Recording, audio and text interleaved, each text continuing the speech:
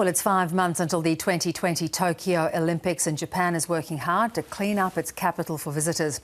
Now, that includes improving public toilets, and it's vowed to get rid of all squat loos by the time the games start. Let's get more from Yvonne Yong, who is with us in the studio. Yvonne, we're talking toilets. I know, Bev, I have to say, this is the first time we get the opportunity to speak and to chat in this brand spanking new Isn't studio. it beautiful? Yeah. And we are talking toilets. But if we have to, let's head straight to Japan, which is known for its ultra-clean restrooms and high-tech toilets. How many of us have visited Japan and been amazed by all those bidet functions, the seat warming, the music all the that buttons you you can play. have to push. Exactly. Countless functions. It really is quite something. And so what's going to change for the Olympics? Why are they going into another gear? OK, well, if anything's going to change in Japan, it is going to be for the better where toilets are concerned anyway. Not many people know this, Bev, but in 1964, when Tokyo hosted its last Olympics, it really was the beginning of a new toilet revolution. Back then, nearly 60 years ago, just 20% of the city had a proper sewerage system, so they were pit toilets. But because they had the games back then, the government then decided to change all squat, not all, but squat toilets to westernised flush toilets so that visitors would feel more at home. And so over the years, the technology has advanced significantly, and so has toilet culture. I think the Japanese people treasure the time they spend on the toilet. They don't just use it and leave. How comfortable, efficient and calming the experience is matters. For example, the cleanliness of the toilet seat and of the surrounding area is important. The little details being perfect is desired, and so Japanese toilets are made to answer those needs. So this is a real experience. This is just more than going to the toilet.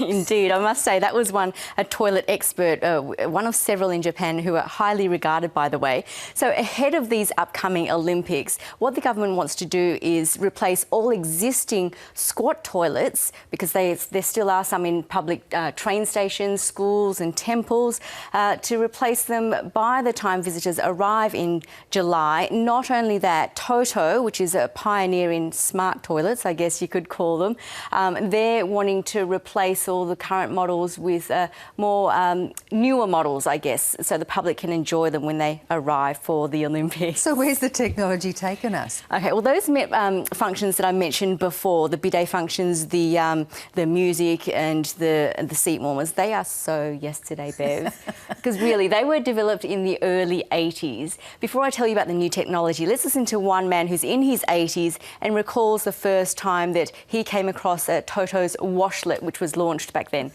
I was taken aback when I first saw it, the water coming out, but there was so much talk about how it would clean you. It was all the rage back then. And by the way, he was speaking at a toilet museum, which apparently is quite a popular tourist site in Japan, as you can expect.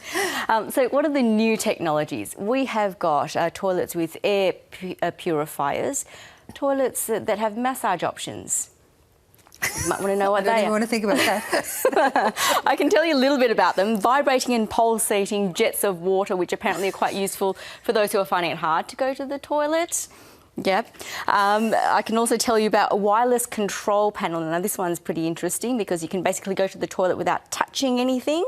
You can have voice-activated toilets and toilets that talk to you. I think we've got some images of those coming up as well. And even water outlets that mix water with soap for your ultra-clean experience, germ-resistant surfaces. And also for those who need it, I'm guessing that this is particularly helpful for the elderly, armrests that are automated so that they can help you get up off the toilet. So that might be really helpful for some. And I won't even go into some of the medical aspects. Actually, I'll just tell you one, a medical aspect. For those who want to, you can measure your blood sugar levels by just a urine sample while you're going to the toilet.